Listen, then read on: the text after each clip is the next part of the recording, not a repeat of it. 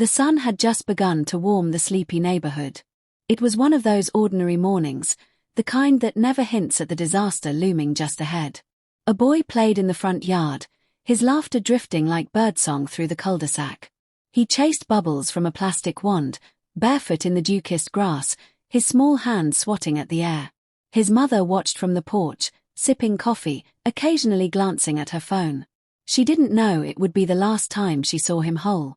Neighbors bustled about their morning routines. Lawnmowers roared in the distance, sprinklers ticked in their rhythmic circles, and dogs barked at joggers cutting across the sidewalk. It was all so normal. That's what made it worse.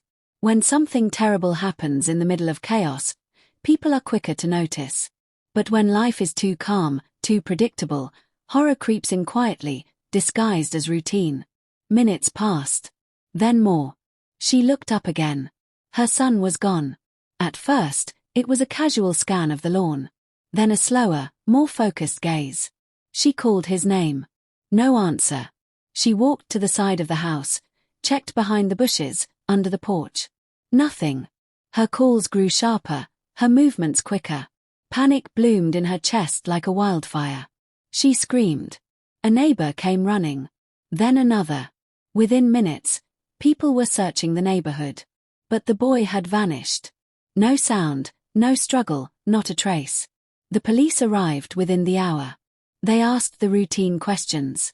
They combed the block. Officers walked the woods behind the houses, helicopters buzzed overhead, K9 units sniffed through brush and sheds. Nothing.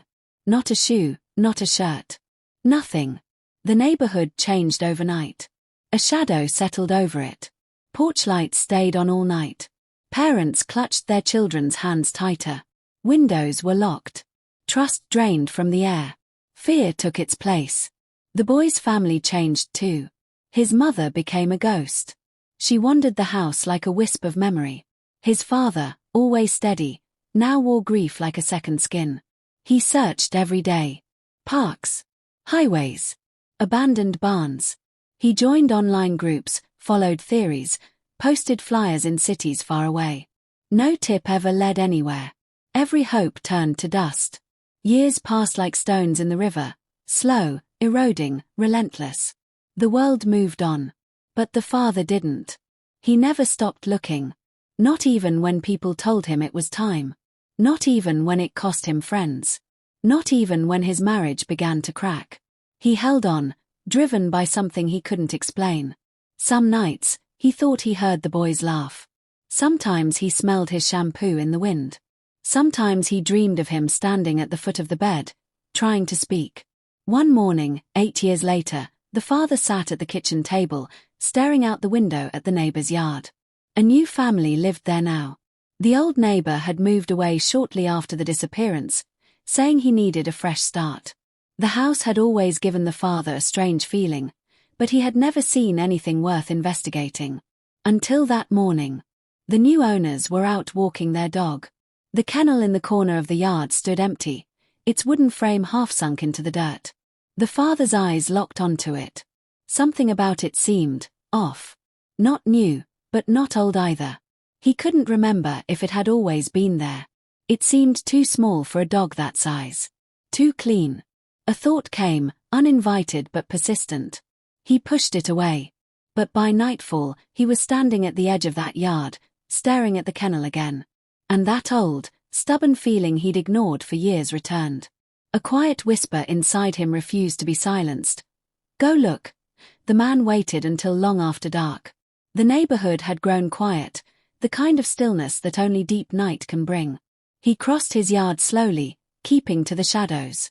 The motion light near the neighbor's garage flickered once and then stayed off, its bulb long dead. A soft wind rustled through the leaves above, but otherwise there was silence. He climbed the short fence with ease, landing softly in the yard he'd stared at for years. The dog kennel loomed in the corner. Up close, it looked less like a structure for animals and more like a hastily assembled box. The wood was weathered, but something about it felt deliberate. The floorboards weren't set directly on the dirt, they were elevated, just slightly. There was space beneath.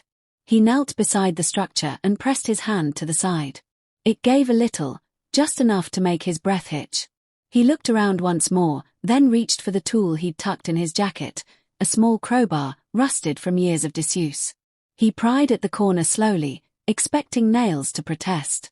But to his surprise, the panel creaked away easily. It wasn't nailed down. It was wedged into place.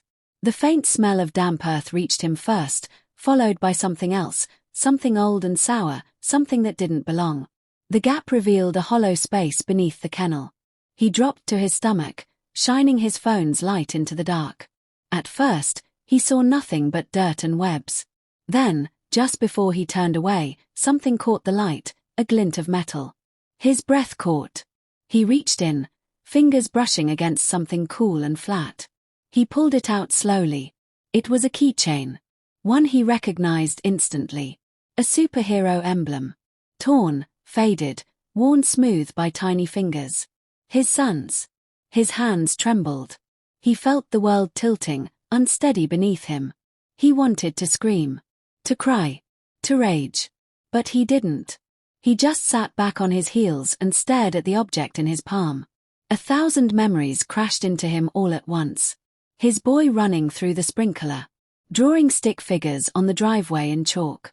That keychain, clipped to his little backpack, swinging as he dashed off to school. This wasn't proof of life. It wasn't even proof of death. But it was something. After 8 years of nothing, this was something. He looked at the kennel again, then at the yard. He started tearing at the boards now, no longer careful, driven by something primal. Nails scraped his skin, splinters dug into his palms, but he didn't stop. The structure collapsed in on itself with a grunt of protest, and when it finally fell apart, what remained was a patch of disturbed earth. It had clearly been dug before. And filled. He dropped to his knees and clawed at the dirt. His breath came in gasps. The soil wasn't compacted like untouched earth. It gave way easily, revealing layers. He dug faster, dirt flying over his shoulders. Then his fingers hit something hard. He froze. It wasn't a rock. It was smooth. Man-made. He scraped more. A plastic lid. A storage bin. Large. Sealed. He stared at it, paralyzed. A soft whimper escaped his throat as he pulled it free. It was filthy, but intact. He hesitated only a second before lifting the lid. Inside, he didn't find what he expected. There were clothes. Small, folded neatly. A child's blanket. A stuffed animal he hadn't seen since the disappearance. And tucked in the corner, a phone. One he didn't recognize. Old, with a cracked screen. He dropped the lid and stumbled back, mind reeling. He couldn't stop shaking. Whoever put this here had kept these things. Hidden them. Treasured them. It wasn't random. It was deliberate. And it had been right next door all along. He staggered back toward his house, gripping the keychain tightly. His heart pounded with a mix of horror and hope. For the first time in years, he had something to give the police. But even as he dialed the number with shaking fingers, he couldn't escape one question. Who had been living right beside him, hiding these things? And what else had they hidden? By the time the police arrived, he had already taken photos, marked the exact location, and sealed the container back the way he found it. The officers cordoned off the neighbor's yard, their voices low and clipped, radio static buzzing through the silence. Flashlights danced across the scene. One officer took the man aside and asked for the story again. He told it without stumbling. He'd waited too long for this moment. He had every detail etched into memory. They took the container, bagged each item carefully, and noted the serial number on the old phone. The keychain, they said, would be tested for DNA, though time may have degraded the sample. Still, they promised to follow up on everything. And for the first time, they didn't sound like they were just placating a grieving father. The detective in charge stood apart from the others, examining the spot where the kennel had stood. He crouched and ran a gloved hand over the soil. "You're sure it wasn't there before?" he asked. The man nodded. "Not like that. It used to be just open fencing. The kennel's new. Maybe a few years. But the last neighbor. He built that. I'm sure of it now." The detective straightened. "We'll find him." But the man already knew who they needed to talk to. The former neighbor had been a quiet man. Friendly in a distant sort of way. Always polite. Always keeping to himself. No kids, no wife. Just him and his black Labrador, Bruno. He'd lived there for 6 years before moving abruptly one winter. Claimed a job opportunity across the state. Sold the house cheap. Left behind almost everything, furniture, tools, even some clothes in the closet. The father had always found it odd, but back then, everyone had been too consumed by grief to dwell on it. Now, every strange memory replayed itself under a new light. How the neighbor once mentioned that his dog barked strangely around kids. How he'd offered to help search the day the boy vanished, but only briefly, leaving before nightfall. How his yard had been just out of camera range from the security system across the street. He was there, close enough to see everything, and yet no one had ever suspected. The next day, detectives tracked him down. He was living alone in a quiet lakeside town 3 hours away. Retired. He'd changed his phone number. The dog was long gone. When officers arrived at his cabin-style home, they found the man cooperative, at first. He invited them in, answered questions casually, as though the matter didn't concern him. Claimed he'd barely known the family next door. Said he remembered the boy going missing, but hadn't thought about it in years. But when asked about the dog kennel, something shifted. His mouth twitched. His hand tightened around the mug of coffee. Then he asked, "Am I under arrest?" That was enough. They secured a warrant that same afternoon. What they found in his home turned the investigation on its head. In a locked room behind a false wall, they uncovered boxes, labeled, categorized, sealed. Each box contained the same kinds of items. Children's clothing, photographs, old toys, sometimes even drawings. The contents of each box were tagged with dates. Only one box bore a name they recognized. The boy's. Inside, detectives found more items missing from the day of the disappearance. His missing sneakers, a tattered drawing he'd made at school, even the crumpled wrapper from his favorite snack. But no photos. No trace of the boy himself. The man was arrested that evening. Back in the neighborhood, the father stood in his backyard, staring at the spot where the kennel once stood. The house next door was dark now, the new owners gone, spooked by the attention. The yard seemed emptier than before. Still, something lingered. A chill that wouldn't lift. The evidence was overwhelming, but there was still one thing missing. His son. The man knew this wasn't over. The man who had lived next door might have taken him. But where had he gone after? And why keep everything but the child? The worst part wasn't what the father had found. It was what he still hadn't. The news spread like wildfire. Local channels ran the story on loop. Evidence found in missing boy case after 8 years. Former neighbor arrested. Grim discovery in lakeside cabin. Reporters camped outside the house. Helicopters circled overhead, and strangers left flowers by the gate. Everyone had an opinion. Some called it closure. Others called it horror. The father didn't call it anything. He was too busy staring at his phone. It had been returned to him by one of the detectives, the old phone found buried beneath the kennel. They'd extracted its data, but most of it had been corrupted. The phone was ancient by today's standards, the battery long dead, the internal memory barely intact. Still, it had one thing they hadn't expected, a voice memo. Just one. Unlabeled. No timestamp. The tech had warned him it might be nothing, just a pocket recording or accidental press. But he wanted to hear it for himself. He sat alone in the living room, the shades drawn, the sound dialed low. He pressed play. For a moment, there was only static. Then, a voice. "Is it on?" A small voice. So familiar it made his stomach twist. "I think it's on." There was rustling, as if the phone were moving in small hands. "Okay, I'm hiding. I'm not supposed to talk." A pause. Shaky breathing. "I miss you, Mommy. Daddy too. He said you wouldn't come look for me, but I know you are. I know you are." Silence. Then footsteps. Heavy. The boy's voice lowered to a whisper. "He's coming. I gotta go." The recording ended. The father didn't cry. Not this time. He sat still, his hands clenched into fists, the air gone from his lungs. That voice, so small, so afraid, echoed in his head like a scream. His son had been alive. And he'd known. He called the detective immediately. Within the hour, audio analysts were working to enhance the background noises, isolate any sounds that could offer a location, a clue, anything.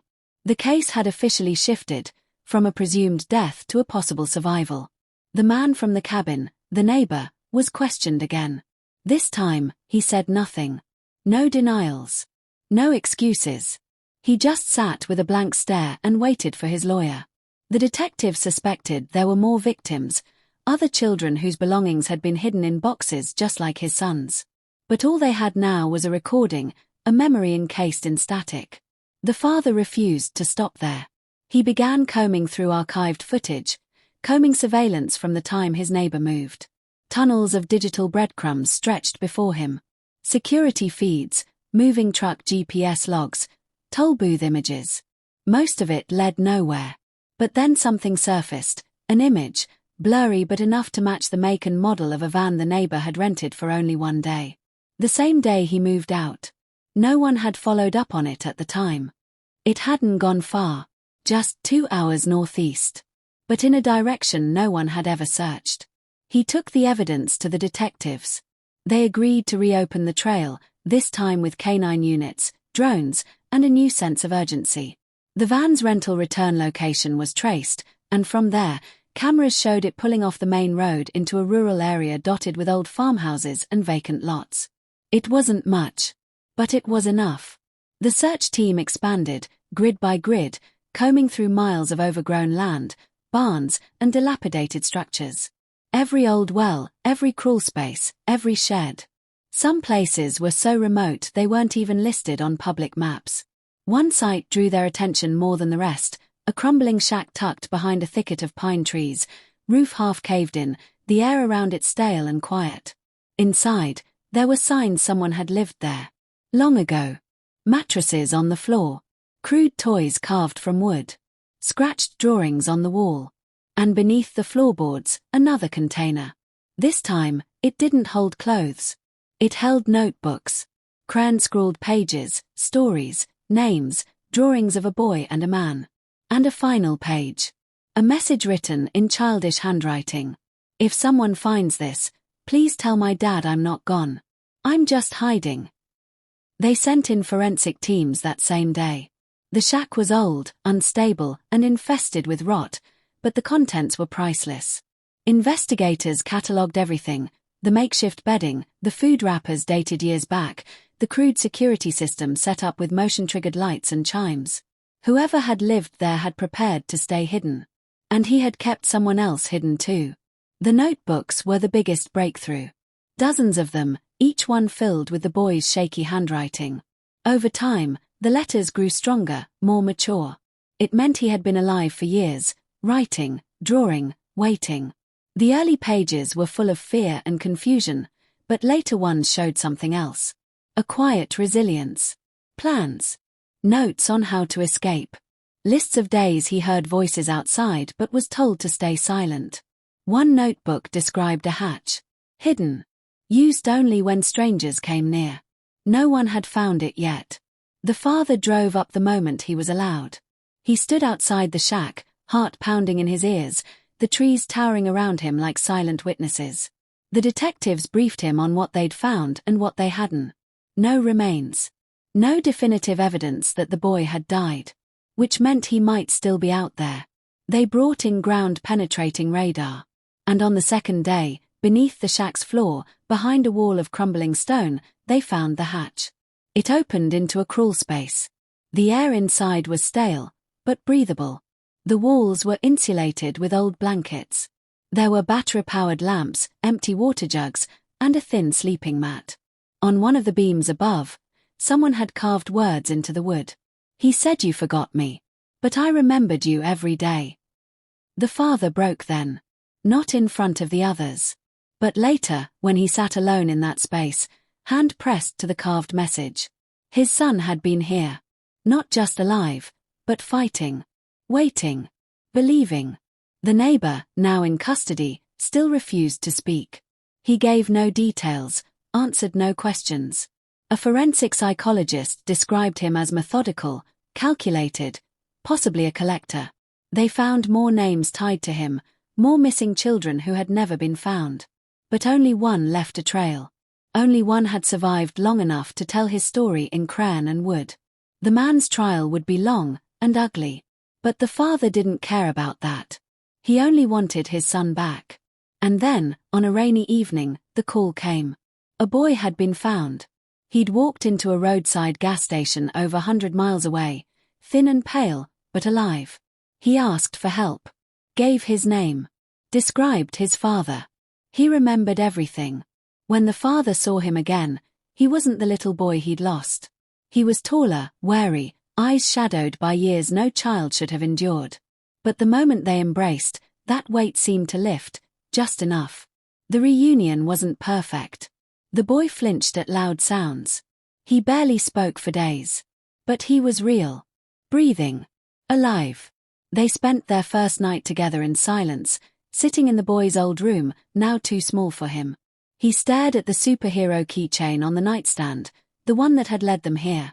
"Did you think I'd stopped looking?" his father asked. The boy shook his head slowly. "I knew you'd come." Outside, the storm raged on. But inside that house, something long buried had finally surfaced. Hope. It had waited beneath wood and dirt, beneath silence and years of grief. And now, it had found its way home.